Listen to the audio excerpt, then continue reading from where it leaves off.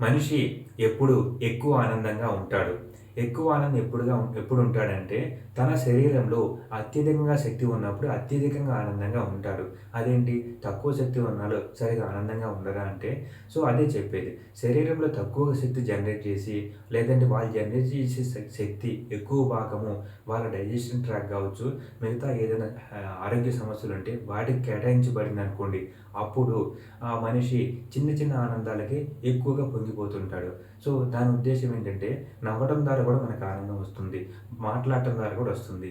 పాటలు పాడటం ద్వారా కూడా వస్తుంది. సో, మనం ఏవైతే మన అనుభవపూర్వకంగా తెచ్చుకుంటున్నామో అవన్నీ శక్తి రూపంలోనే మనకు అనుభవం వస్తున్నాయి. సో, అది మనం సరిగ్గా గమనిస్తేనే అర్థమవుతుంది.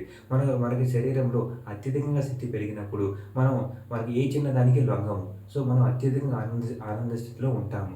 అలా కాకుండా అత్యల్ప శక్తి తయారు చేస్తూ, ఆ తయారు చేసిన దాంట్లో గూడా ఆరోగ్య సమస్యలకు మనం ఎక్కువగా కేటాయించబడిందనుకోండి, అప్పుడు మన చిన్న చిన్న ఆనందాలను అక్కడక్కడ వెతుక్కుంటాం. ఎందుకంటే, ఆ ట్రిగ్గరింగ్సే మనకు ఆనందాన్ని కలగజేస్తాయి. ఎందుకు?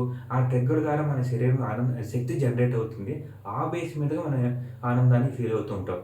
అలా కాకుండా ఆరోగ్య సమస్యలుంటే వాటిని తగ్గించుకొని, మిగతా శక్తి ఎక్కడ అధికంగా వినియోగం అవుతుందో దాన్ని కట్ చేసుకున్నారనుకోండి, మీరు అత్యధికంగా మీ శరీరంలో ఆనందాన్ని మీరు పొందగలరు.